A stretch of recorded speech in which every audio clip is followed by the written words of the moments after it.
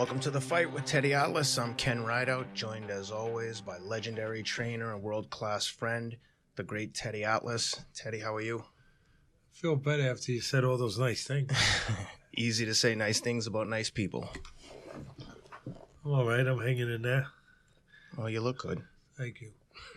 It's I'm feeling extra proud. I feel proud every day as a father, and I feel blessed every day as a father, and as a person who has good family, my wife, everything, good friends, like you just talked about. I'm blessed. But my son just got a promotion with the Raiders.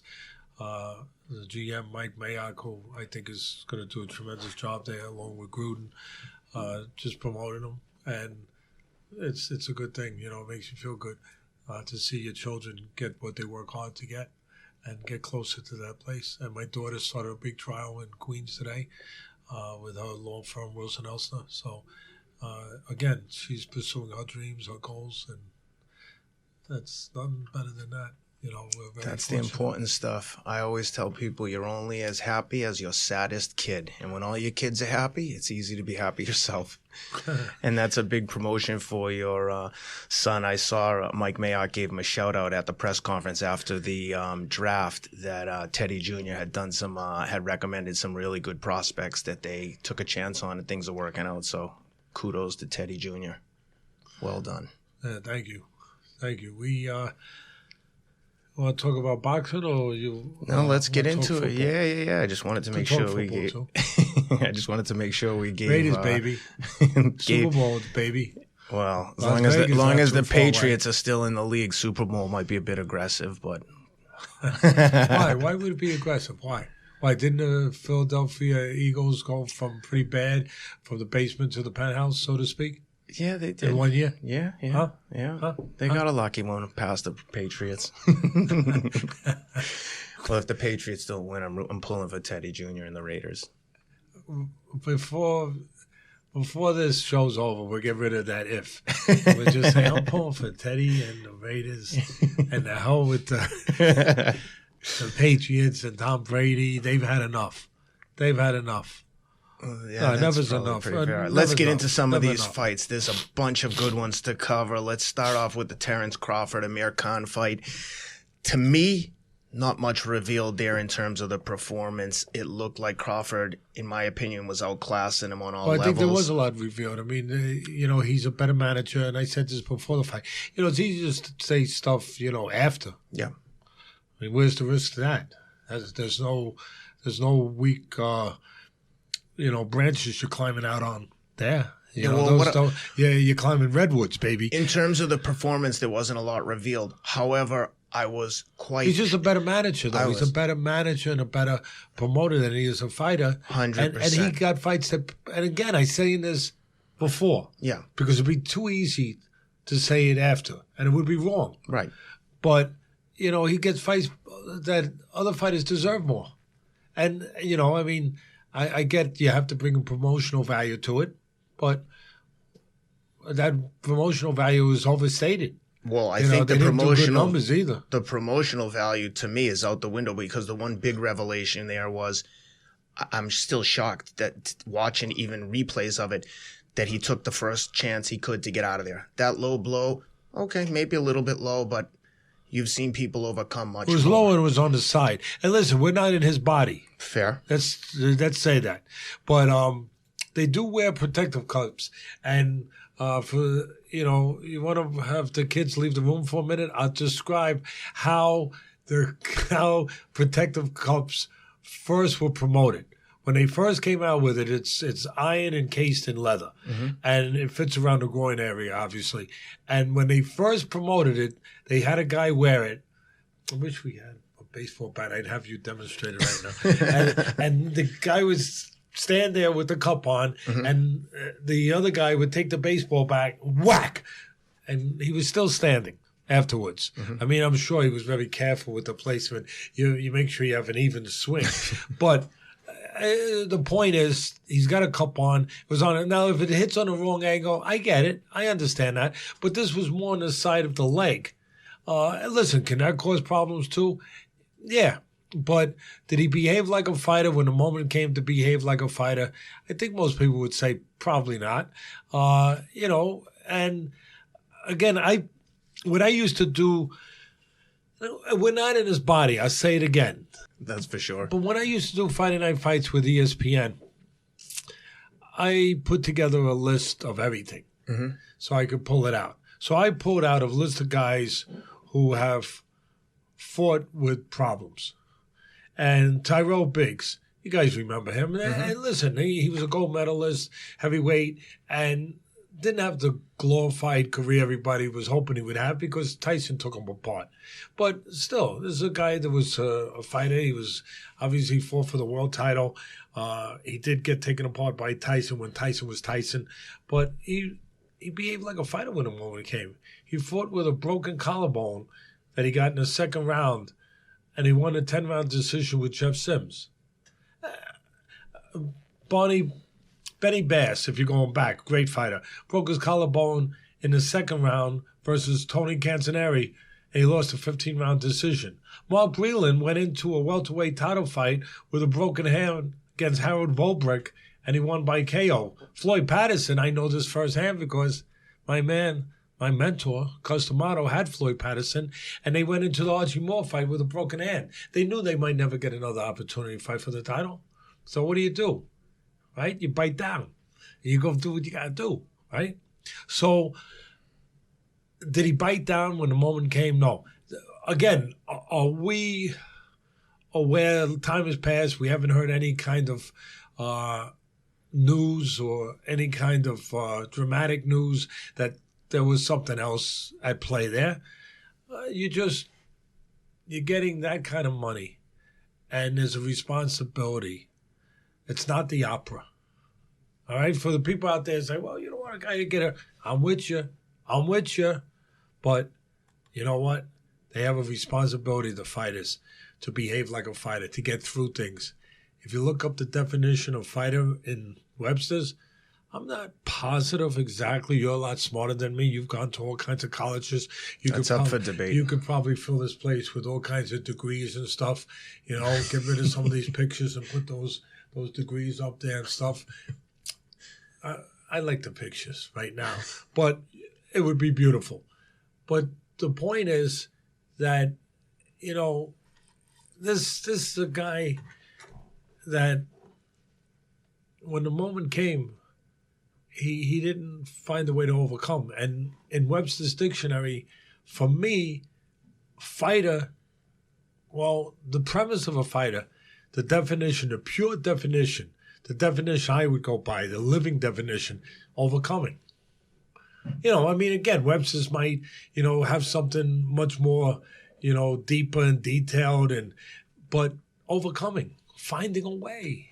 He didn't find a way. It looked almost sad to me because it looked to me, you're being diplomatic. Someone being a little more harsh would say, he just quit right on TV. I mean, he was just, I've had enough. There's nothing I can do. I'm helpless in here. The ref didn't do a good job. See, we try to, again, this show, if there's value to the show, I want to be that we don't just do a quick, scan going through the grocery line. Mm-hmm. We try to do a little bit deeper x-ray of things. And if it's difficult to say something, we'll still say it. Yep. If it's uncomfortable to say something, we'll be uncomfortable. Because it's there to be said. And I think that the referee did a lousy job. He could have said what you're supposed to say as a ref. You have 5 minutes. Never said that. Exactly. Never said that. I'm not saying it would have made a difference if the guy made up his mind that this was his out. If this was his parachute to get out, well, then he was going to pull the cord and he was going to get out. But still, do your job as a ref. We're asking a fighter to do his job. Do your job as a ref. Explain. Get everything together. Be organized. And say, okay, you got 5 minutes. Yeah, that was the part that confused me. He should have just grabbed the fighter and said, you have 5 minutes, stand over neutral corner, recover. Control the issue, control the situation. He's asking the corner, can he continue? It was just, like you said, it was confusion, and the ref could have done a better job of taking control of the situation, and it seemed to spiral. And like I said, just watching him basically quit, I mean, I don't know how else to describe it. Well, I'd describe what would be worse. If he's rewarded now, with a Kell Brook fight for that. 100%. That'd be worse. And listen, I know our brothers over there across the pond, we have a love-hate relationship. We joke with each other. And if there's any hate, it's on your side. Because there's no tinge of hate over here. Just love. Just love. There's no hate. And, I hate to walk into a pub there and, seeing darts as big over there, see my face in the dartboard. But it's love over here. And I would just say that Barnum and Bailey, don't make Barnum and Bailey's saying true. When he said, that great promoter, there's a sucker born every 2 minutes. Don't make him right. Don't make him right. And Khan's made enough money. He's never, God willing, he's never going to be, on a breadline. He's never going to be in a situation that a lot of people can be in that don't have the means to take care of things you want to take care of in life. He's made a lot of money, and hopefully he'll take care of that money properly and always be able to be in a happy place, in a good place with himself and his family. But let someone else make it now. Yeah. Because you've had the opportunity to go and that was the plan, that after this fight, decent showing, you go and you make the Kell Brook fight, which over there was interest. Yeah. But now to make that, that would be like rubbing salt in a wound. 100%. Well, I don't want to give Khan too much of the airtime versus Terence Crawford, who did everything that he had to do. Crawford and he did a looked great. tremendous job. Looked good. Listen, we, again, before the fight, not after the fight, talked about how Khan makes mistakes. He's got good physical skills. He's got good assets. He's got speed. He's got power. He's got good long arms. He's got some wheels. Obviously, he has a lot of experience. But he always makes mistakes. Always, technically, habit-wise, intellectually, does something wrong at the wrong time. Never corrected the mistake of understanding range with his jab, where you jab from a distance. Everyone says, oh, jab, it's a great weapon. It's a dangerous weapon if you don't use it properly. Like any weapon. If you don't load it right, if you don't clean it, if you don't fire it in safe places, the right time, if it's not in the right hands, it's dangerous. So the jab, as great a weapon as it is, you throw it from too close, bang, you get hit a right hand. You got to throw it from the right range, where you're outside of the right hand range. He doesn't. He throws it from too close. That's why I said before the fight that Crawford, who's maybe the best switch hitter in the history of the sport. Yeah, it's a big statement.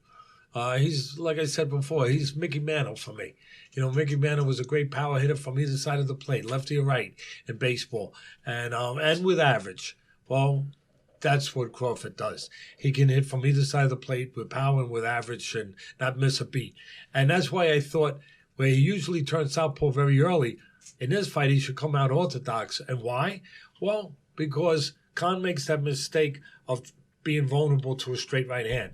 If you come out southpaw, you're taking the straight right hand out of the play, out of the equation. You want to have it in the play box.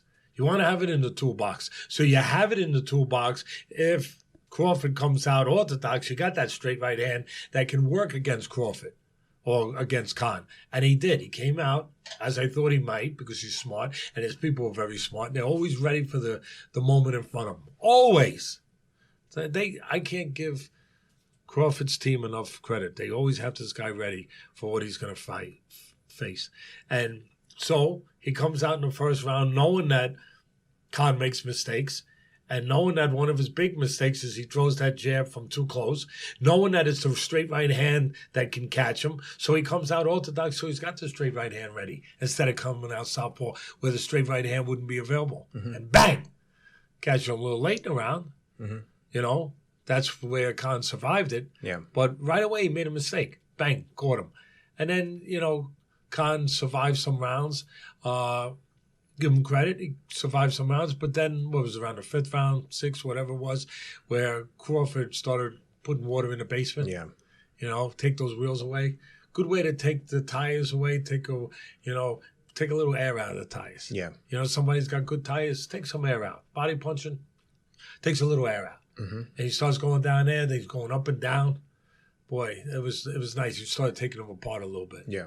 And then we got to where we got to. Yeah, he definitely made a case for his argument to be in the top of the pound for pound with Lomachenko. I think those two, along with Spence, are three really good candidates up there.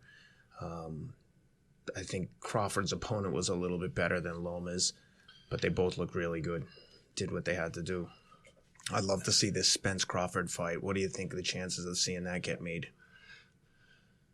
Little or none, because the situation that boxing is in. You know, boxing, everybody complain about Don King, and I'm not saying bring Don King back, please. But I'm just saying that at least when King was around, he controlled everyone, especially in the heavyweights, so they could fight each other because he controlled everyone. Yeah. And it was wrong that he controlled everyone, but he could make fights because he didn't care, because no matter who won or lost, he won. Yep. Well, it's the same situation, except different people control. You got one promoter control one guy on one side of the street, and another guy on the other side of the street controlling another. And, you know, if the fighter that you want to see fight that fighter is with the guy on the other side of the street, you ain't seen it. Yep. That's the problem. You know, if that guy on that side of the street has all the fighters that you want to see fight, all right, you're gonna see it.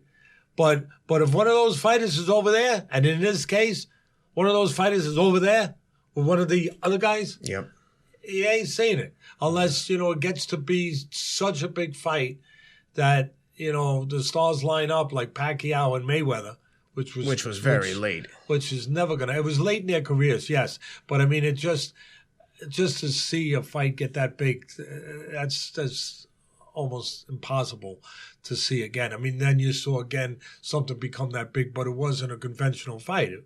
You know, it was Conor McGregor and Mayweather. Yeah. You know, from UFC. So that was an outlier. It was different. Yeah.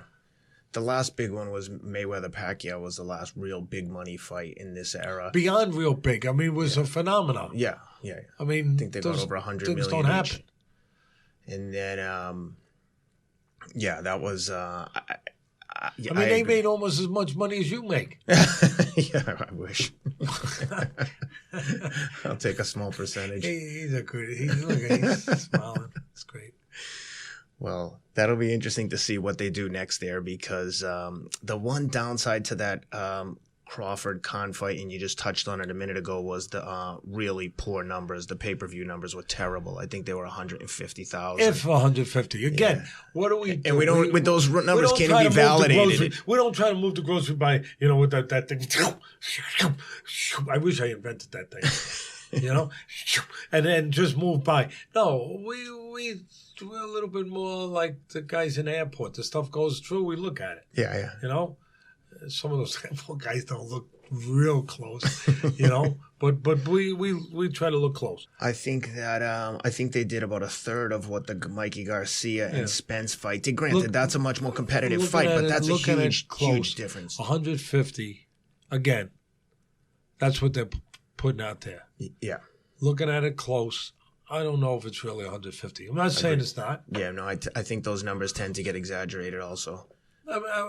They do sometimes. Are they in this case? I don't know for sure. But I know they're not bragging about the numbers. Yeah. That tells you something. Yeah. You know what I mean? Mm-hmm. They're not standing on a rooftop saying, hey, this is what we did. Yeah. That tells you a little something. Tells you a lot. And when asked about it, Aram said, we're in a new era, meaning with the streaming and everything, and basically deflected from the question of, was it as bad as 150?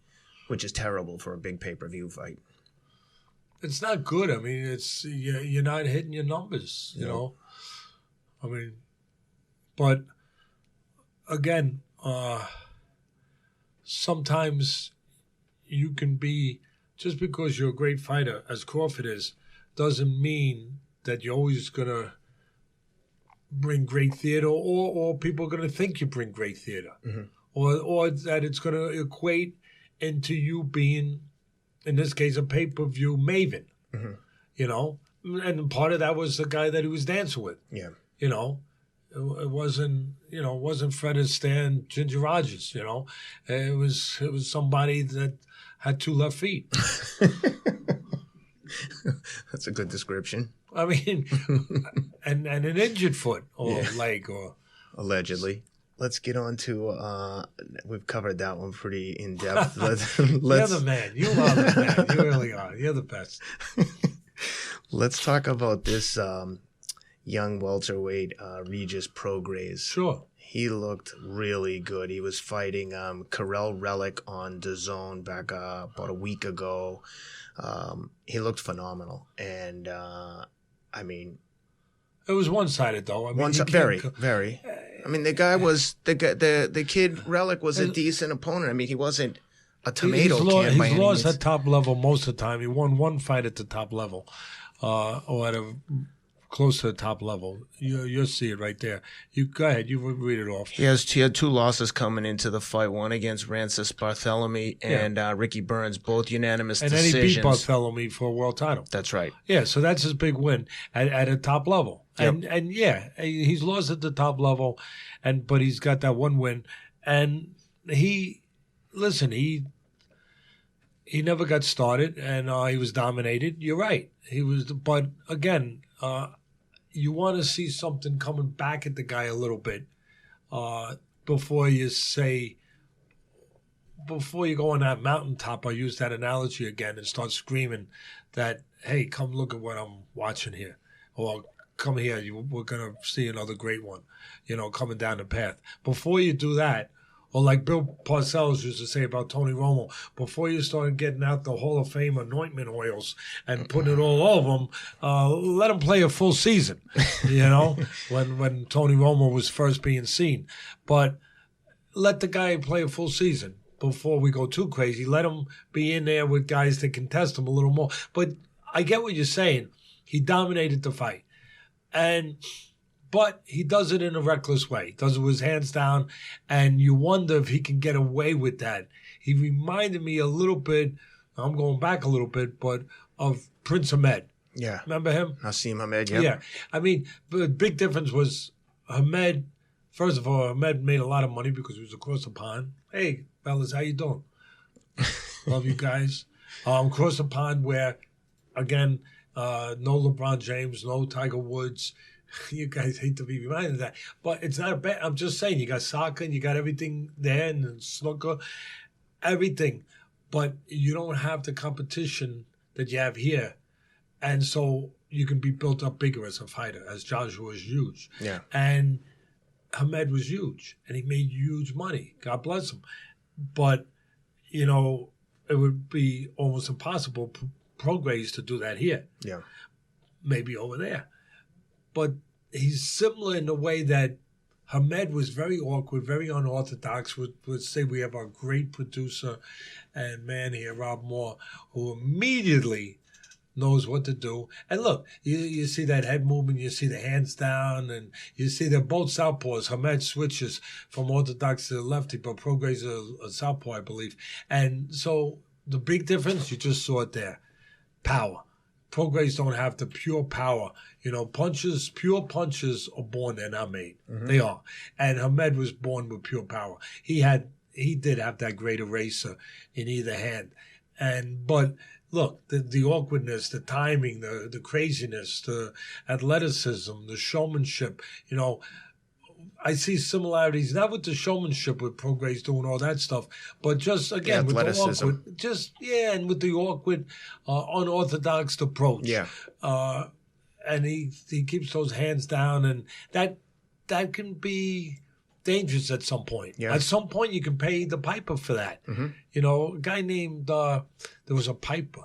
You know what his name was? Antonio Barrera. He was the piper.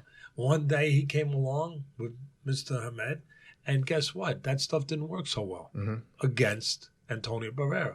But Prograis, he made a good splash with that fight. Well, to Prograis' credit, I mean, he has a win over Joel Diaz, who was 23-0 at the time. He beat Julius Ndongo after Crawford beat him. Ndongo was 22-1 coming into the fight. Granted, he had a huge loss against Crawford, a vicious knockout. And but to Prograis' credit, he said after the fight, he said, "Look, I get it. I don't have the same something to the effect of I don't have these big names, but he's like, I can't get them to fight me. All I can do is beat the people that are in front of me, and the people that keep showing up, I keep knocking them out." I'm not arguing, Yeah. Ken. No, I'm with you. But I'm just saying, I can't, like Bill Parcells said, the great Bill Parcells, he better be watching this podcast, Bill. No, you better be watching it. You're retired. There's no excuse. And it's not summertime. You're not up in Saratoga with your racehorses yet. Hold on. You better be watching this. He's texting me right now. He said, "Tell Teddy I'm watching." Yep. All right. Thanks, Phil. Appreciate that. But before you get those anointment for the Hall of Fame oils out, let them go down the road a little bit more. That's all. Yeah, but that's fair. I'm with you. That's fair. I'm with you. I'm curious to see what he does. He looked exciting. He was hyped after the fight, needless to say. He's calling for everyone like you would expect a champion to do. So, but you know what I didn't like during that fight? And again, you don't want to hear the truth, then turn the knob. Because, and listen, there's going to be some guys out there that maybe they like us. Some guys are going to say, "Oh, he wasn't nice to me." I'm not trying not to be nice. I'm just trying to, if there's something that's there to be said, to say it. Yeah. Instead of trying to be friends with everyone. I mean, that's kind of not our job right now. Just not to be enemies with anyone, but to say what has to be said. Luis Pabon, the referee, I don't think he's good. And sometimes I have doubts about him. I have doubts of whether or not he favors people. You can figure that out any way you want to figure it out, why somebody would favor somebody in this business. You go figure it out. But he was horrible in that fight. He almost got the guy that you're bragging about knocked out. He almost got the champion knocked out. There was no way the champion could lose except if something crazy happened. And the referee, Pabon, steps in and split second interferes a split second late, and watch, boom! And he staggers him. Staggered him bad. I mean, are you kidding? The guy hit him. The bell sounded maybe about 1 or 2 seconds in. late. What are you doing? You can't do that, Mr. Ref. Mr. Ref. Ref, punches being thrown. It's a dangerous place. You can't do that. Yep. That's like when you get into a fight and somebody grabs you while the other guy's still swinging. Yep. That's not right. That's exactly what happened. Prograis, the bell sounded. Prograis relaxed, put his hands down for a split second, and the kid hit him with a bomb right on the jaw. I mean, that's Wobbled a terrible him badly. job. Yeah. It's a good thing, a couple things, that Relikh is not a banger. Yep. I mean, take one more look. One more look. It was a huge shot. I mean, some of these refs. Right, come on, you can't be better than that. Are you kidding? And he's going to ref again. If I'm the commissioner, if I'm the boxing czar, and I don't want that job. Mm-hmm. I'll say it again, I don't want it. But if I were, he's sitting down. He's not reffing. That's the problem with this sport. In the NFL, in the MLB, in the NHL, NBA, make a mistake like that in those sports, you're sitting down. Because there's a commission that's going to say you're sitting down. Because we can't have this. You got to get better. Mm-hmm. But he ain't going to sit down. Just like these refs, these judges, that horrible judging. Remember, you go back some years with Canelo. Canelo lost every round to Mayweather. And one judge had a draw? Yeah. I mean, if it was lunchtime, I'd start to get queasy again. Yeah. I just thinking about it. Are you kidding me? And here's the worst part. That should be the worst part. That judge, a woman, happened to be, judged again right after that. Judged, I don't know how far after, but judged again. Should never be judging again. I'd have, move on, move forward. Well, that covers the Prograis fight. I don't want to beat a dead horse there, but I want to talk to you at length about the Canelo Danny Jacobs fight. You see that Derby? You see that Kentucky Derby talking about horses? Yeah. Can you imagine the drama? Imagine if you had the trifecta with the winner who got disqualified and the guy who had the trifecta after the disqualification. All the emotions and money changing hands on that DQ. My son-in-law, who I'm very fortunate to have as a son-in-law, his brother owns racehorses. Yeah. And he had the winner until it was no longer the winner. Heartbreaking. They're terrible. Not heartbreaking if you had the guy who was the eventual winner after the DQ. Move on. Move on. Well, anyway, I was at the Canelo Jacobs fight, courtesy of the great Teddy Atlas. Thank you again for the tickets. My wife and I had a great time. Can't do enough good things for good people. Well, thank you. I really appreciate it. And I purposely tried to avoid watching the fight again because I watched it from the stadium, and I know from speaking to you after the fight what your thoughts were on. But I'll tell you what I thought from the stadium, and then I'm going to turn it over to you. But when I was watching from the stands, it looked to me like it was a one-sided fight for Canelo. It looked like Canelo was coming forward. Danny was throwing a lot of pitter-pat punches. This is my view from the stands. It looked like he was throwing kind of get-off-me punches. You're not wrong. He had a few nice exchanges. You're right on the button. But I thought Canelo just walked him down all night, landed the faster, harder shots.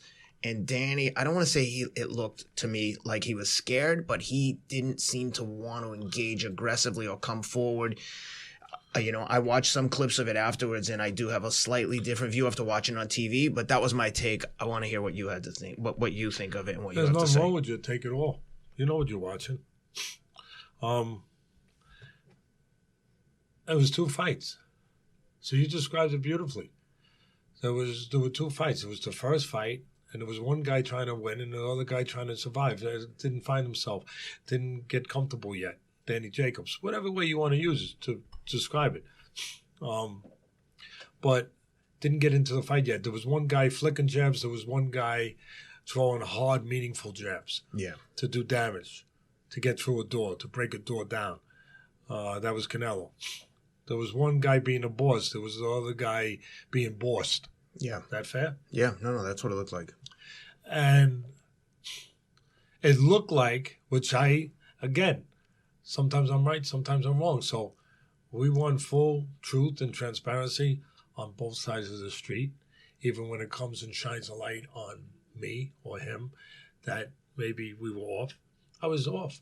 I thought that, I'll say it again, I was off. Not off with the winner, but off that I thought that there was a good chance in handicapping this fight before the fight, obviously. I wish I could handicap him after. That would be pretty good percentage, I would hope, of winning. That I thought that Canelo could stop Jacobs late, break him down, and be too physically strong, maybe too mentally strong, but too physically strong, and break him down late in the fight. I thought maybe somewhere 8-9, somewhere in that. And didn't turn out that way. He won the fight. Some people thought bigger than others. The judges had it more towards what I had it. The commentators thought it was bigger for Canelo, and maybe some other people did too. But it was two fights. It was the first fight of a guy trying to survive, a guy not sure of himself, the other guy that was in control and looked like he was going to push him off the cliff. And it looked like the naturally bigger guy was the bigger guy physically. You could see the size difference. Yeah. I mean, to me, it was almost startling. I looked at it and said, wow. Whew. You see, he's a bigger guy. Yeah. But he wasn't a bigger guy where it counted. Right. He wasn't a bigger guy in who feels they're bigger, who behaves bigger. That was Canelo. And Canelo gets to, in the first 6 rounds, he's pushing him. Looks like he's got a chance to push him off that cliff. Yeah. If he keeps going. And then after about 6, he stops. He slows down. Now, look, I'm not here to make excuses, but I'm here to illuminate, to put light on every possibility. And he wears a knee brace. Again, I don't want to go down there and make an excuse for anyone. I don't have to. But he wears a knee brace, Canelo. And there was a little talk about it before the fight that he can't do as much road work as you used. I don't know. I mean, there's a lot of ways to get cardiovascular conditioning besides just traditional road work. But it's your responsibility to find those ways. Yep. Did it look like he started to gas, like the petrol started going towards this side, a little bit towards the E? Yeah. Was that? We don't know for sure. But it looked like that was happening. He was starting to have vapors instead of, strong fumes with petrol to burn. The bottom line is he went from dominating to where he opened the door for Jacobs to get back in. Yeah. It looked like Jacobs was on his way out the door. Now, I'm gonna go a couple places here with this. I'm going to say that I'm always saying fighters can't get enough money. Can't get enough money. Give them more because of the risk of that's connected with what they do. But is anybody worth $360 million? I don't know. If you can get it, you are. But in the world we live in today, everything is exaggerated. Everything is about, what is neon? What like a guy hits a ball 500 feet in baseball. Give him another $100 million. Why not? Yeah. Right? What the hell? Why not? Give him another $100 million. And so you're giving out. Does that mean that they're great in all the dimensions that really equate into greatness? Does it? And why are we so quick to say somebody's great? But there was a day when we were more careful with that word. Now a guy hits a ball, a guy jumps up and dunks backwards. He's great! Oh, wait a minute. Let's go a little farther down the road. Before, I think is part of what goes on in society. We're human beings.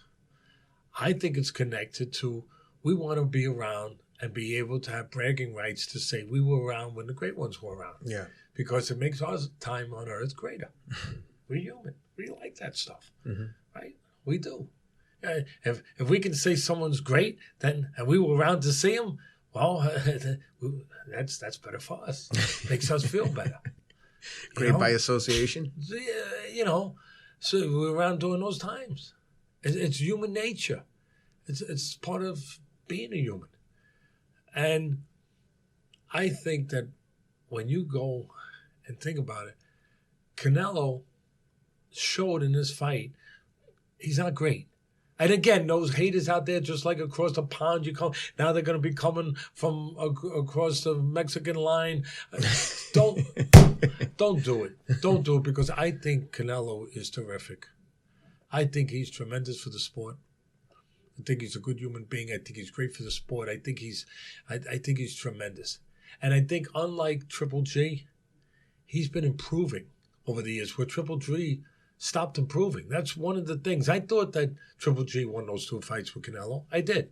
But one thing is Canelo was getting better and has improved. And I give his people credit. I give him credit for that. But if he was great, here's my argument, people. But, put those daggers away. Put them back just for a minute. Just for a minute. You could flick them out again later. Right? As long as that stuff can't really come true. We didn't get to that technology yet, did we? Right? Right, Ken? That can't Not come. yet. I don't think so. So, I'm saying, I'm in the courtroom. I'm thinking of my daughter. She's a lawyer. Exhibit A. With a fighter getting to that point in the ring that I just described, that Canelo had, Jacobs had, where he was starting to push him off the cliff. Yeah. Do you not think that Marvin Hagler would push him off the cliff? No, that's fair. Push him off. Do you not think that he would push him off the cliff like a bulldozer pushes a car that has stalled and sputtered? Because he was stalling and sputtering. Would have got behind it and shoved it out of the way. Yeah. Pushed it right off the highway and off the cliff. Do you have any doubts about that? That Sugar Ray Leonard would have reached in and pulled the carburetor right out of the engine, ripped it right out? Why? They were great. But what makes them great? What makes them a little bit different, a little bit special? Because they were excavators. Yeah, there were people that dug, and they dug deep to look for things all the time. Yeah. They were searchers. They were explorers. They were guys that would explore into caves and places. They would dig, and they would keep digging, and they weren't afraid of hitting rock.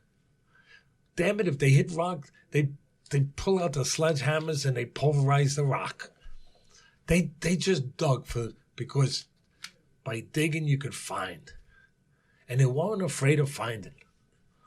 They weren't afraid of what they might find by going down. And there was no light there. And you couldn't see. The guys today, they want a light. They want someone to yell, "The coast is good!" No, I'm being serious. Yeah. I really am.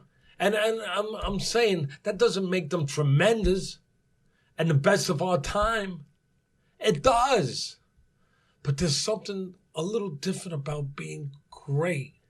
It's a little different. And we forgot that. We kind of forgot that a little bit. Because we want everyone to be great if we're around, because that makes us greater. Yeah. Our time greater. Yep. But if you're really going to look at it, these guys, like the ones I just described, Hagel and those guys, they would excavate. They would go. They weren't worried about what they would run into, because there was a chance to go deeper. They went deeper. But today it's like some of these guys, and I saw it. I saw the symptoms of it in that fight. Yeah. That was like, well, I'm not sure if I can go any deeper. Maybe I better hold off. I better hold off a little bit because I'm feeling rock a little bit, maybe. Yeah, or I might feel rock a little bit. So I'll hold off a little bit. And when he held off, what happened? The door opened a little bit. And to Jacob's credit, he got in there and he started coming back. That's right. And I had the fight where, believe it or not, I had a 115, 114. I could have had a 115, 113. I had an even round, so your choice. But a lot of tough rounds to score. But I had it really, really close. And again, because the door was opened where it probably shouldn't have been open, and Jacobs got himself back in it.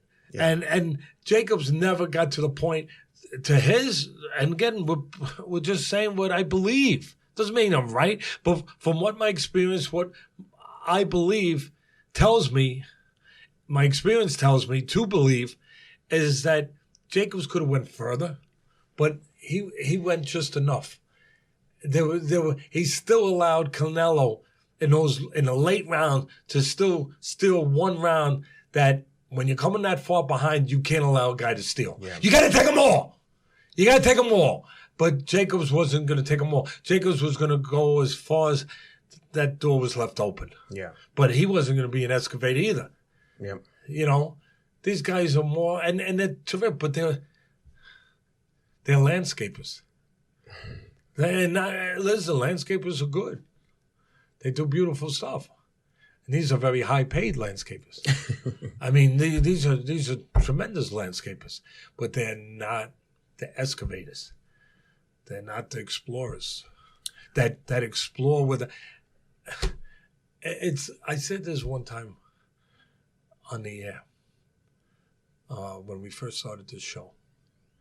In some ways, are you that guy at the end of the hallway that gets to the water fountain and he lets the water run in his mouth while he's waiting, and he's not drinking. He's waiting for the boss to pass because he doesn't want to deal with the boss. Sometimes you got to think about that. Sometimes, he can be the most brilliant guy in the world, the guy with the mouth in the water. But at that moment, when it comes to facing something, to facing something that's difficult for him, because it's all about what's difficult for you, not me or him, you. They're all different. And so he waits and he lets the traffic flow and he lets the guy go by. And I'm talking about the great ones. They never got their freaking mouth in the water fountain. They always see what's coming. Always ready for what's coming. Why? Because they They have to know. They have to know. They have to find out. And they're willing to find out without waiting till it passes, without waiting till there's a definite green light that it's okay. Without the coast is clear. Yeah. Without the coast is clear. How many people in life can go to that place, and you can go to great places, but when you get to that tough place, when you get to that moment that you're not sure, everyone wants to know that the coast is clear. How many times you run? How many times you run competitively with a guy and you're running next to the guy and you're just wondering, I just wish the guy would show me something. Because then I could show myself something that, I can do more. Right? Am I right? No, it's a perfect analogy. Just wish that maybe, and plus, I'm trying not to be disgusting, so I hope you're not eating, but maybe he goes to spit, and he's not strong enough to spit, and it comes back on, he's weak! All of a sudden you have energy, because you needed confirmation that you could do it. Yeah. I'm just saying the great ones don't need that confirmation. Yep. I'm saying, they're just going to go until they find their place. Yeah. And even if there's not a light on, even if somebody doesn't spit and show weakness, the great ones don't need to depend on you being weak for them to be strong.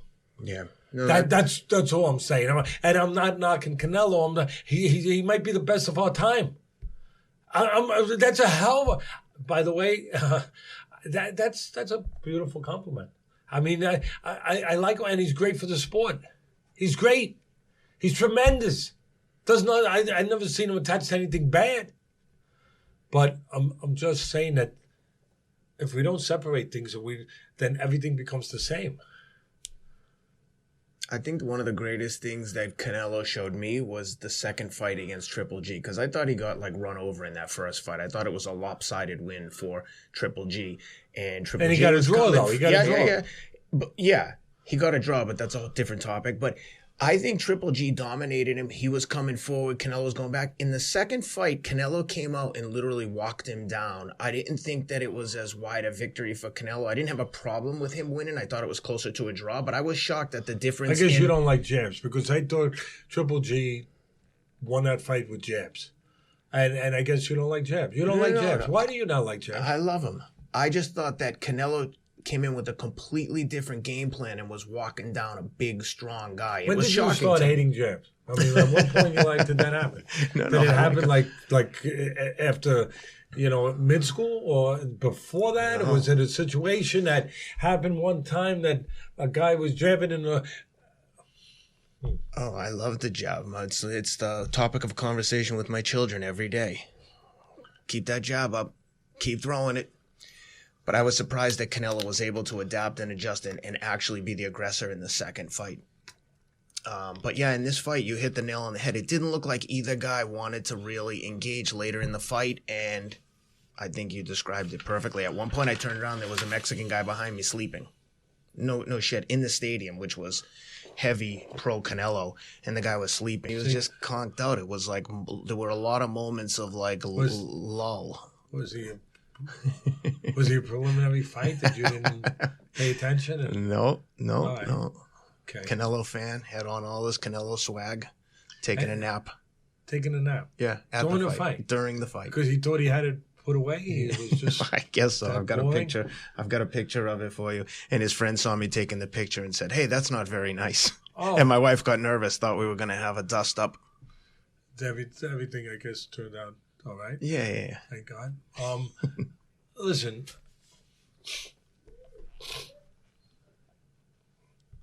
I'm going to go deeper. Mm-hmm. Because there's got to be reasons why somebody doesn't have one of these strengths and other people have those strengths. Mm-hmm. So I'm going to go a tiny bit deeper, even though it's easier sometimes not to. But if there's going to be any worth to this conversation, to this show, then it's got to go to the places where sometimes there's risk. We just finished talking about fighters that are willing to take that extra risk or not. Yeah. So let's go. I wasn't happy with, first of all, I think that both those fighters in the ring are good human beings. Mm-hmm. I root for both of them. And how can you not root for Danny Jacobs? The story, beat cancer. He's articulate. He's a decent person. He says the right things. He's there with his son, his young son. I mean, but and I'm the first to understand I'm not perfect. Far from it. But I know that I'm in control of my choices. And I know that every day my choices affect me, affect my family, can affect other people. And I want to be the best I can in making those choices every day. Again, does that make me perfect? That I haven't made bad choices? No, I've made plenty of them. But it means that there has to be an accountability to myself for those choices every day. That's all you can do is hold yourself accountable. And I think that we've gotten to a society where we don't hold ourselves accountable enough anymore for things. I was disappointed, and I love Danny, but I was disappointed in when the weigh-in happened, the language he used, and the way that he acted. I know you can make a mistake. You can get angry there, with the face off, and there was a little headbutting there. And if you really want to get deep into that, where did that come from? It can come from trying to intimidate somebody, where maybe Canelo said something interesting afterwards. Let's examine his words. He said that was fear. Why did he say that? When afterwards, he didn't say that was bravado. He didn't say that was being a clown. He didn't say that was this or that. He said that was fear, because sometimes people, just what we finished talking about, that sometimes people will look for something else to do their job for them. And sometimes you look for intimidation. Tyson used to do it, where you look for intimidation to weaken the guy, or you hope it does. Yeah. So maybe, we're not in his head, but maybe, doing that on Jacobs' part. And listen, the other guy moved his head first, but That's then right. Jacobs, yes, but Jacobs, I'm here for one reason, to sort things out, not to take sides. Yeah. And then Jacobs took it further, and he did a little something more initiative with it. And is it maybe to react to that, or maybe to show something that he could intimidate, to hope that will help him? That's where Canelo was coming from, that he was thinking that. But then afterwards, when they interviewed him, he had time to think about it and to make a choice of how he was going to act with it. And he made a choice to use the F word. And I'm just saying that we got to be better than that. I'm just saying that, I'm tired of people saying, well, it's boxing, what do you expect? Because I think the fighters are some of the best people I've ever met. Yeah. And they don't act that way. And they don't want to be thought of that way. So they don't deserve to be. And I just thought Danny could have been better. And I think we need to be accountable for that stuff. I really do. I know people say, well, Teddy, you're making too... No. Because, well, maybe he got angry, Teddy, and he used that. I ask you, when you get angry and you get your kids around, do you make a choice to make sure you don't use... Even though you get angry, you make a choice to know what you're about to say, how you're about to act? I try to, but I make too many mistakes. But in a situation... This is a situation where somebody could say, well, you got angry. Yeah. But fighters don't just get angry. They're trained to be a fighter. They're trained for shoving. They're trained for that environment. They're trained for that stuff more than you or someone else. This is what they live in. This is what they prepare in. That stuff doesn't get them shaken. That stuff doesn't startle them. That stuff doesn't make them fall apart and go crazy. That stuff is part of where they live. Yeah. Part of where they work. That's like saying a Navy SEAL sees big waves coming, and now all of a sudden they're going to be thrown and they're going to be influenced in a negative way and startled by those waves. No, they're not. They sleep in those waves. They live in those waves. They train in those waves. They shiver in those waves to get ready. Fighters do that. Fighters live in that place where there's shoves, where there's tormenting, where there's egging on, where there's temptation, where there's threat. That's where fighters come from. You take a soldier, you go out on a battlefield, and the soldier sees a gun. Are they going to all of a sudden get startled by that? No. They expect to see that gun. Fighter expects to have those things happen. So it's a choice. It's a decision. Now, why did he make the choice? I know he's better than that, but I'm just saying, why did he make the choice to go there when asked the question, to go to that place and to talk that way with a young son there? Yeah. Canelo didn't make that choice. I know we're not all the same. I get it. But I know he don't want to do that in front of his son. I know that. But he did. And I would presume there was other people's sons there too that are young, that probably don't want their sons to have to hear that. And I would go further. I would say, again, it pisses me off when people say, well, it's boxing. No, it's not. It's a choice. It's an individual choice. It's not boxing. It doesn't have to be. You go to the NBA before a game. Do you hear that? The NFL, do you hear that in that kind of setting, in a press setting? No. They make a choice not to. Why do we make that acceptable? And we do make it acceptable. And not just in boxing, in general, and things. We don't hold people accountable for being better in certain circumstances where you have control over being better. You have a choice over being better. The commissioner there, Bennett, I mean, are you kidding me? You're telling me he's an former FBI agent. He couldn't go over and whisper in his ear and say, Danny, we can be better than that. He wouldn't say nothing. He'd be taking pictures with him. He'd be all around. Why? Would he tolerate that if somebody ran up on the stage and used that? You answer that. Would he? Absolutely not. Of course he wouldn't. But it's tolerated because you're dealing with a star. You're dealing with a guy making $10 million. But you're dealing with people. You're just dealing with another human being. And don't we want to be the best human beings we can be? And again, I'm far from that. But I want to be that. I want to hold myself accountable to how I act. So what my kids think about me and the example that I give to them, I just think that, make an example of the commission. He don't say nothing. And other people, they don't, because they want to be around the star. Yeah. And because we will accept less and we will compromise things that we normally wouldn't compromise to be around a star. Well, no one did that more than Mike Tyson. When he came back from his comeback tour after he got out of prison, that one press conference when he went on a crazy rant, everyone just stood there and looked at him. And I mean, the things he was saying were... But you still saw fathers taking pictures with them right afterwards. 100%. I'm going to use a powerful word. Really. I think it's disgraceful. That we can't demand more of ourselves.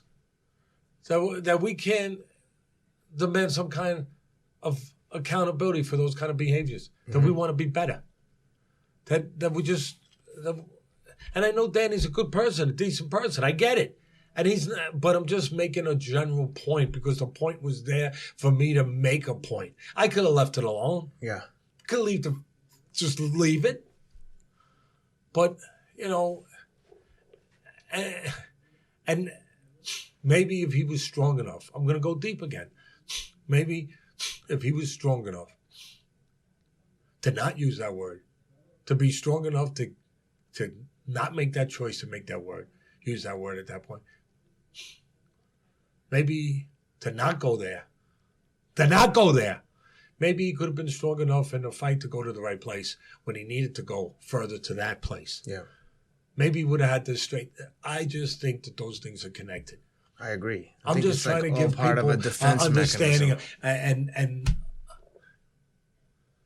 a reason that these things matter. That they do matter. That if we're strong in these departments, in these areas, we can be stronger in other areas. Mm-hmm. that are more important to us.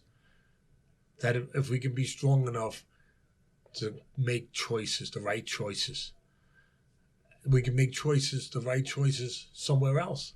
Yeah. That they are intertwined. That there is a connection, with such things. Mm-hmm. He used during the press without talking about, he said, "I'm from Brownsville." He used that as though that's to scare somebody. I always think it's funny that people think that they're tough because they were raised in a particular neighborhood. He is tough. Yeah, he is tough. I agree, but not because he's from Brownsville. But listen, what does that mean? I know some of the greatest people from Brownsville, and all the fighters. There were some great fighters from there, but people that never became fighters, that are just great people from all kinds of tough. But what I'm saying is, what did I say earlier? We shouldn't be trying to have somebody be weak for us to be strong. Right. We shouldn't look for something to make people weak to be strong. We should look for one thing, us, to make them weak. Us! Our strength to weaken them. Not something else. Not something else. And hoping that it weakens them.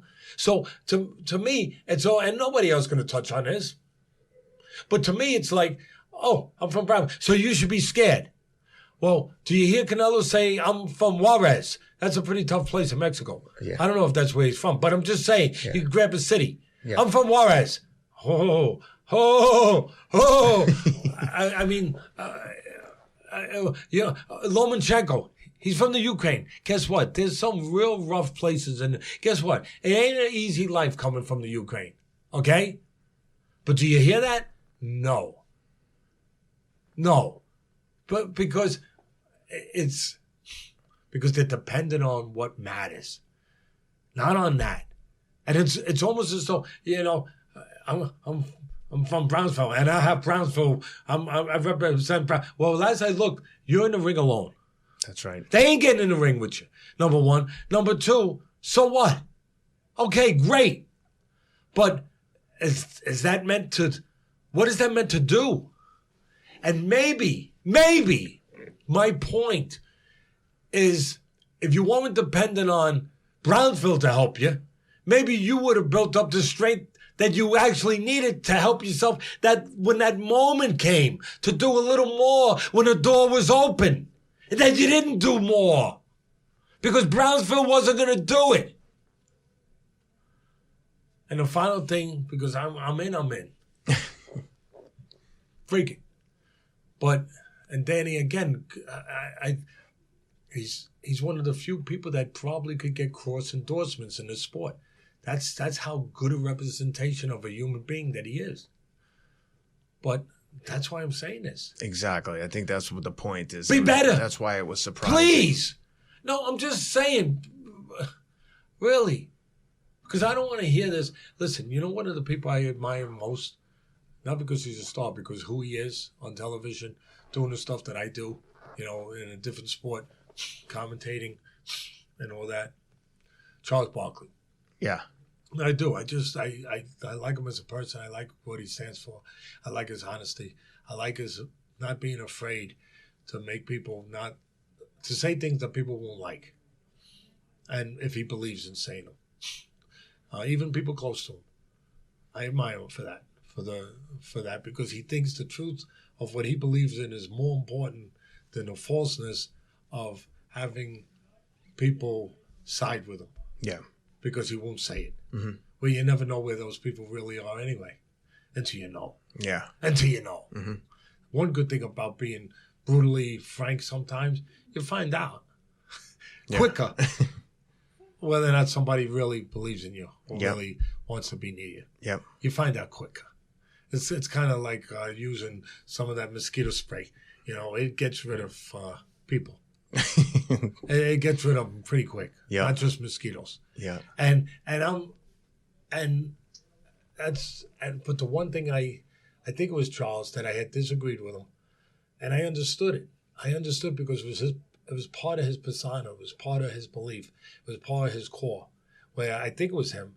You correct me if I'm wrong. where years and years and years ago, with the Nike commercial, all this stuff, where he came out and said, I'm not a role model. That's him. And that, again, that speaks to his honesty. It speaks to him saying, no. And I get it. Parents should be a role model. That's right. Yeah, I'm not a role model. I do care about how I behave, but I'm not a role model. But I'm just saying that sometimes we're things that we don't choose to be.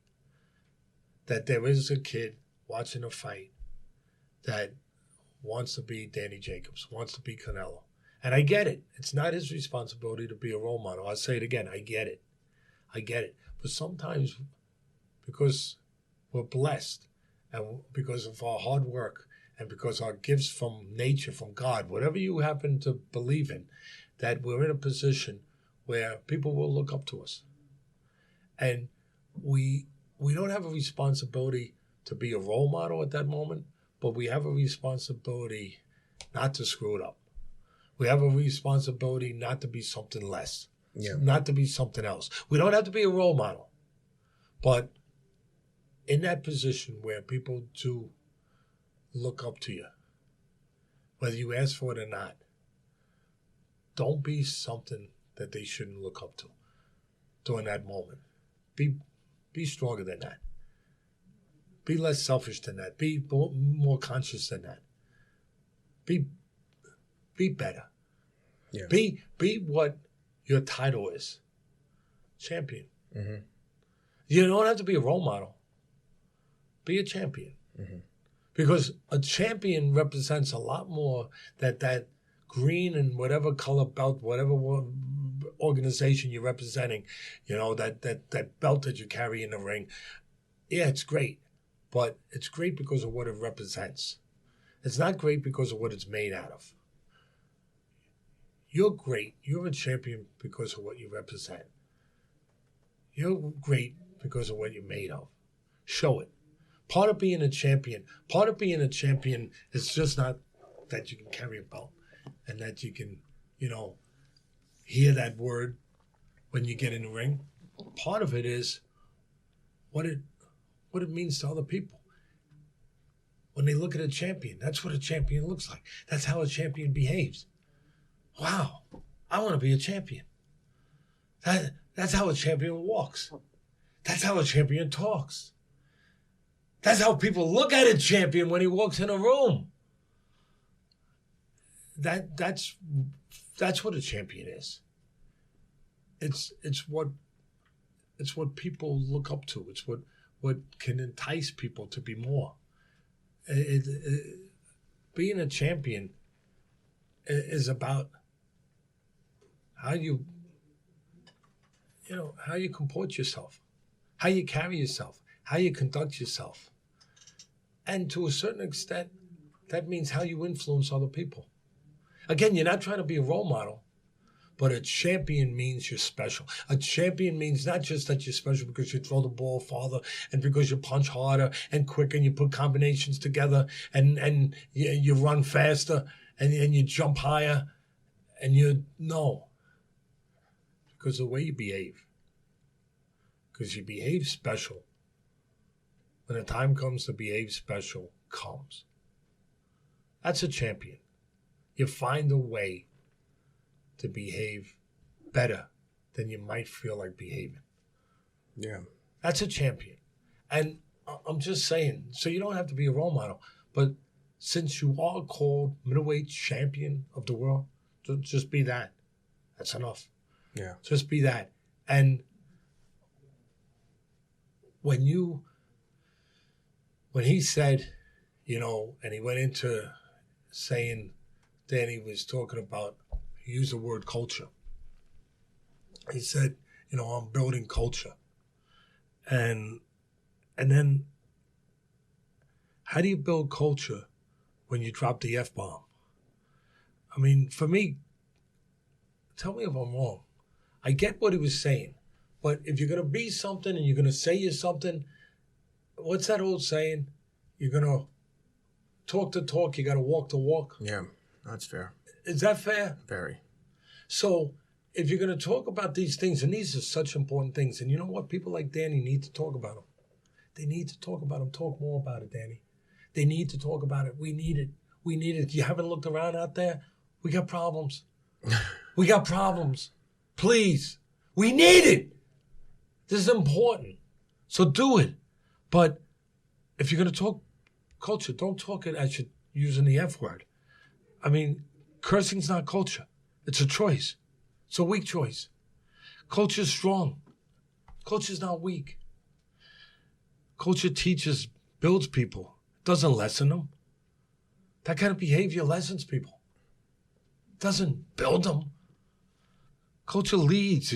It gives positive examples of our past so we can build on them for the future. I mean, that's culture. Culture is power. Mm-hmm. It's not weak. Culture's up. It's not down. I just wanted to... I'm just saying that if you're going to be in that position as a champion, not a role model, understand your words and their meaning and the significance before you just toss them around. They're important. They're important. Yeah. And taking responsibility is important. And you know what? Sorry if I went down a road that wasn't just purely about jabs and right hands and uppercuts and counterpunching. But I thought it was a road that I have a platform.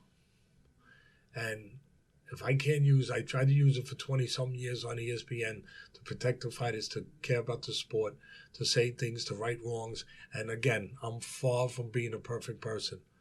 But I do care about being better. I do care about the right things. I do care about the world that my children live in. I do care about what my kids think about me and how I behave when moments come.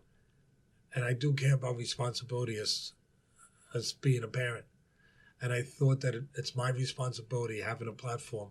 I can either just go and just, clock out, mm-hmm. or during that time that I have an audience, I can say things that I think might be important. Yeah.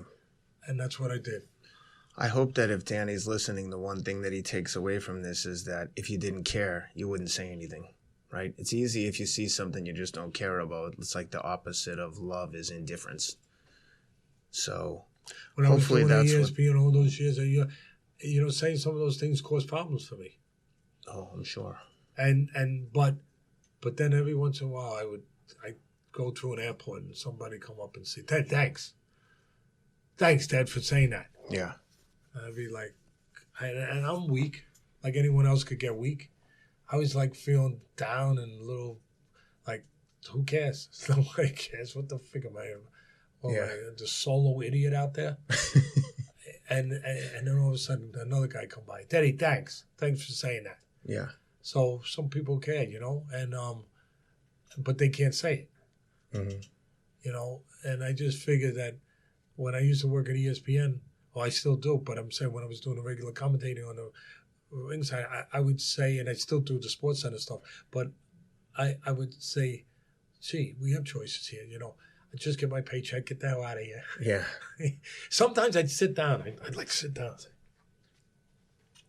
After a tough week, say, talk to myself. Just get out of here. Just get through the fight, go lefts and rights, and just get out of here. Get the hell out of here. You're going to get paid tomorrow. Just get out of here. And then all of a sudden the light would go on, and I'd start talking, and something would happen. I'd just get out of here. Because, this guy, just get out of here. Come on, let's get out of here. Get out of here. You're going to get paid, go somewhere nice with your wife on the weekend. Get out of here. And all of a sudden, involuntary reaction. And I'm not out of there. Yeah. I'm in there. Yeah. And why? I'm no saint. I'm no great, warrior, no great protector. We have those people out there. But you know what? I care, and I make a choice of what I care about. And sometimes when you say you care about something, you got to show it. Yeah. And sometimes when you show it, you got to show it in a way that There's no guarantee that everyone's going to agree. There's no guarantee that there's not going to be a few bruises for showing it. Yeah.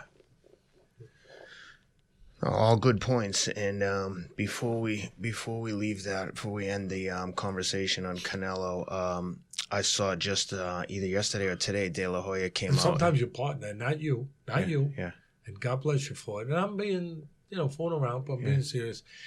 I would notice as I started saying those things that it can be a little difficult. Yeah. Yeah. All of a sudden, you get a little far away. Well, I'm not. And I turn around. So what did you... I'm not with him. What did you think about that? And, but I didn't see any of that with you. And I love you for that. Thank you. We're in it together. One of the things I wanted to talk about just quickly is I saw a comment from De La Hoya. He said, maybe for next fight we get Spence to move up like Mikey Garcia did 2 weight classes and fight Canelo at 160. And I don't know, I saw it and I was thinking, number one, Garcia was looking for that fight.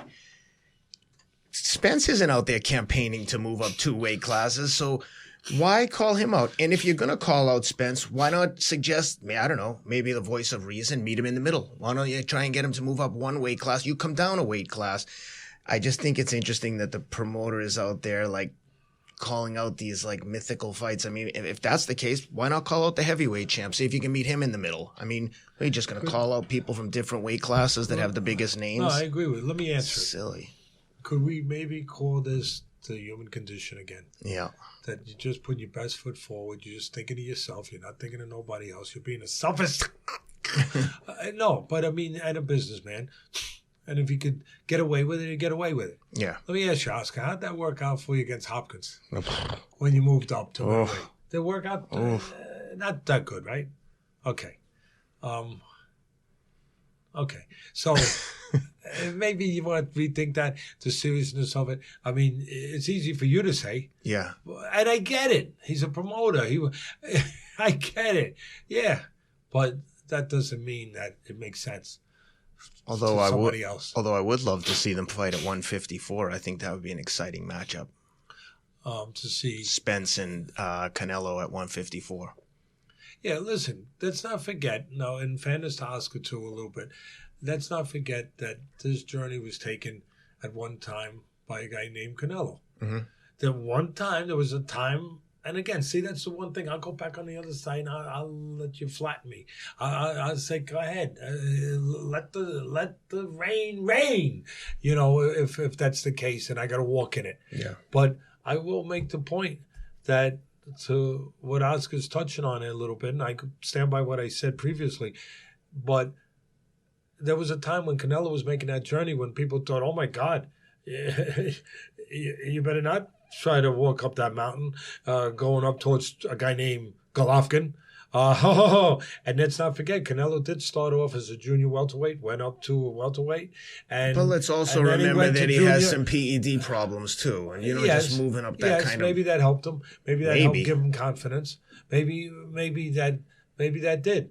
And that's a shame. It's a damn shame. Not just confidence, but physically, and like maybe that big, was part of the equation dude. where they were able to say yes because they what's that song? Do with a little help from my friends, right? Maybe. But all I'm saying is he did make the journey. Canelo did make the journey from junior welter to junior middleweight to middle. And during that journey, some people, thought that he might as well be trying to, climb the Himalayas without oxygen, without a backpack, without a warm coat, to get up to that mountain that Golovkin was on. And forget about it. But he did go up that mountain. He did finally decide, and maybe with help from his friends, unfortunately, but he did decide to take that climb up that mountain and do what people thought couldn't be done. He scaled it. Mm-hmm. You know what I mean? So it's not impossible. And then if we go back to earlier days in this great sport, they did it a lot. There were catch weight fights all the time. Mm-hmm. You know what my favorite fighter of all time is? There's a few of them. Henry Armstrong. Oh, what a monster. First of all, he had a few fight names, but one of the greatest. Homicide Hank. If you got a phone call, you were fighting Homicide Hank, you go hide out. They don't find Ken for about a month. We can't get in touch with him. Have you seen Ken? He's in the Himalayas. You know what? I have without a parka, without a claw, without anything. You know, if that's Homicide Hank, tell him I died. You know, I mean, I'm just saying they called him Hammer Hank, but Homicide Hank was the best. Listen, Henry was the, I don't know, I just think he was the greatest and one of the greatest. First of all, that time will never come again. He had 300 fights. Yeah. He had maybe 120 crazy. knockouts. 120 knockouts, oh, please. Maybe 115, whatever it was. But this is a guy who held the full featherweight title, full lightweight, no in between titles. Mm-hmm. None of these, I got 22 titles. Junior this, in between junior this, the regular this, silver that, copper this, what? What? You need goggles like the jockeys in a race to keep that stuff from hitting you. I mean, just to see clear after a while. Yeah. But here's the thing. He held the featherweight, lightweight, welterweight title simultaneously, defending them. And he fought for the middleweight title against Severino Garcia. He refused to make a deal with the boys, that they want him to make a deal. Mm-hmm. So what happens? They rob him. It's a draw. He won. Yeah. 15-round draw. He won. Yeah. So really, if things were fair, and they're not fair, but if they were, he would have had featherweight, lightweight, welterweight, middleweight. You talk about a monster, man. You talk about, like my son says, when he sees these great players in the NFL, in a complimentary way, he says, guy's a beast. Yeah. What a beast. This guy is dead. I mean, this guy was a beast. Homicide Hank, baby. And and then my favorite with him is another guy. You know who it was? Who? Sam Langford. Now, he was in the 20s, and he was around when when our country wasn't as great. I was trying to get better, and it got better. But it wasn't as great as it is now, because it was during a time where black fighters, black people, weren't treated fairly. And so he couldn't because he was black, he couldn't get a title shot. He couldn't fight some of the white fighters and couldn't be able to do the things that he should have been able to do purely on his merit of what he was. But that didn't stop Sam Langford. That's why he's so special to me. That didn't stop him. He didn't cry about it or this or that. He just went out and beat everyone in non-title fights, whatever it was, whatever they fight him. He beat everyone from lightweight to heavyweight. Yeah. That's crazy. Yeah, and he beat 9 Hall of Fame champions. When you're a Hall of Fame champion, that means you're the greatest. Yeah. Not just a champion. He beat 9 of them in non-title fights. Sam Langford was... So there's a history in the sport of you moving in, up and down, but these are special guys. Mm-hmm. Because to do that, you got to be special internally and externally. You got to be externally, physically. You got to be smart. You got to have a high intellect. You have to have know all the nuances. You got to know every nook and cranny of that ring. You got to know all the tricks. You got to be all those things, and you got to be mentally able to handle the threat of that, mm-hmm. the temptation of those doubts coming over the wall. Like ninja, yeah, and crippling you. Yeah. You gotta be the package, baby. You gotta be everything, and he was everything. He was everything. He was the package, and he could move up and down and weight. Oh my God, there he is. And look how special he looks. If you're special, look. That's what a special guy looks like. That's all you need to know. That nobody ever saw a special guy, a champion. That's a champion. That's a special guy. I mean. Look at this. Where is his stats? Where's the record of fights? Do we have that? Yeah, we've got it here. Total fights, wins by KO. Look at all the weight 256. Now, let me tell you something. He had more than that.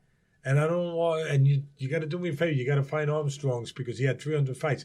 But he had more than 256. And I'll explain to you why it's not showing. Back in those days, there were certain states that boxing was not legal. Yeah. It was abolished. Mm-hmm. It wasn't. I So think that's the same with Armstrong here. probably, and so what you would do is you would go to a stage. You still have to fight, but nobody would record it. The Yeah. fight wouldn't be recorded with judges. So what they did was they called it a newspaper decision. The local newspaper the next day would write who they thought won. Yeah. So those one recorded those fights. So some of these guys might have had 100 of them. Yeah. Can you imagine? 100 of them, besides the 200 that are on record. So there's no telling how many fights. But I can tell you the legend. And with legend, you don't know what's happening. Now, back in those days, they didn't just fight, 12 rounds or 10 rounds or 15 rounds. Sometimes they fought 20, 30. It depends on, what era, how many rounds they went. And this was a fight, and it's the legendary story. I don't know if it's accurate. All I know is I love it. Yeah. I love this story. And Sam Langford earned this story. So he's fighting another fighter and a good fighter. Good fighter. But he's not Sam Langford. And the guy knows the legend of Sam. And they used to weigh in the morning right before the fight and then go fight. And they would walk out. They would walk out with the robe draped over their shoulders. Yeah. I mean, like special guys. These are special. I mean, and they walk out, and there might have been an arena that was just put together in plywood and everything out on a field where there'd be 30,000 people there, 40,000 people there. And they're walking out, and they just finished with the weigh, and they're walking out, and I don't know how many rounds the fight was. Could have been 20, could have been 30, whatever it was. And they're walking out to the field where the ring is, and as they're crossing by each other, here's this guy, he's got to fight Sam Langford. That's like Ken getting a call that he's got to fight Homicide. You know what I mean? Your legs might be straight. You know what I mean? I'm faking a low blow. They might be wobbling a little. Yeah. They might be crickling a little. Yeah. They might be making a little noise. Just maybe. They might look a little bit less than lice. They might look like Mama's spaghetti on a Sunday that've been sitting there a little weak. Yeah. A little weaker than they want to be. And and they're walking out there, and as they're walking out, this other fighter, again, I don't know if it's completely true. I just know that the story's there. And he's walking out, and as they cross each other, the guy who's fighting, the great Sam Langford, they're going out there, and they're carrying boxes. You know why? You always wonder, where did that saying come from? I don't know that it came from here, but here's a good example of where things can come. Remember that saying, bring your lunch? Yeah. Well, if you're going to be fighting 30 rounds, 20 rounds, 40 rounds, whatever it was, guess what? It was a good idea to bring your lunch. Yeah. Because you're going to be out there all day. Yeah.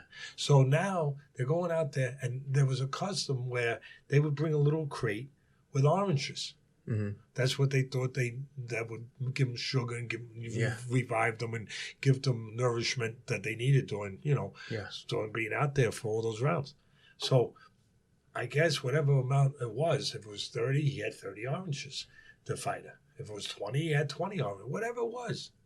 So they're crossing paths. All of a sudden, the guy looks, and he sees Sam, and Sam's only carrying 5.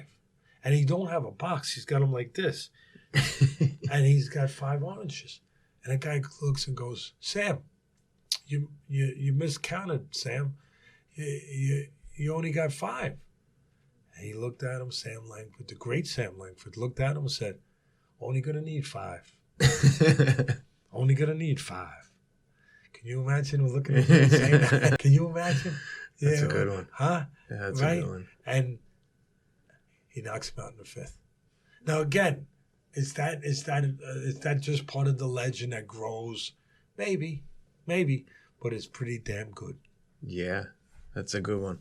Well, listen, we're going to wrap it up here. I just want to give a quick shout out again to all the listeners, everyone who's been leaving reviews, leaving comments. We really appreciate it. The winner of the signed glove by Teddy and Alex Gvozdyk, YouTube subscriber Steve McCowan, and the iTunes review is Alexandros Hassiotti, Hassiotti. You guys are the winners of the gloves. We will be in touch Thanks again to everyone for listening. Really appreciate the support. Teddy, you got anything? Just one thing. Yeah. Congratulations on doing something very special. You know, we didn't say it the last show a couple of weeks ago, but you ran in the Boston Marathon. I mean, anyone who can finish the Boston Marathon, but finish the way you did, I think it was 2:30, somewhere in that neighborhood. But just to do it, that's a tremendous feat. And congratulations. Thank you. I appreciate it. Because that's a fight. That's a fight. That's a fight. It's definitely a mental battle. Well, that's what it was, a physical battle, too. Yeah. It's 26 miles. Yeah. I mean, you could be humble, but it's 26 miles. Yeah. You know what I mean? And you gotta be pretty strong physically and mentally. There's got to be walls that you hit. Oh, yeah. There's got to be walls you hit. Oh, yeah. There's got to be times where you question yourself, what the fuck am I doing this for? Every single time I run a race, I say that, regardless of the distance. But you make a decision. There's got to be choices made during that race. All the stuff we talked about earlier. Am I right? 100%. It's How are you going to behave? Like with Amir Khan, when I start to struggle, knowing that no one cares about this race except me. No one is going to ask me or look for justification if I decide, you know what, I've had enough of this shit. I'm just stepping off the course. I can't do this anymore. And I'm just going to say, I pulled a hamstring. My calf got tight. But like you would say, I know what I did, and I can't live with myself if I didn't like empty the tank. And that's typically what I do. It's usually either like a PR or the ER, personal record or the emergency room. Oh, congratulations. Thank you. I appreciate it. Really, and I'll finish with this. I heard there was a guy that ran the race talking about our great fans across the pond. I never forget about you. Dressed as Big Ben. Yeah, I saw that at the London Marathon, yeah. In a London Marathon. Dressed as Big Ben. I'm going to leave it with this. I don't even think him would be buying a ticket to Kell Brook and Khan. That's it. I love you guys. And with that, we're out. Thanks for joining.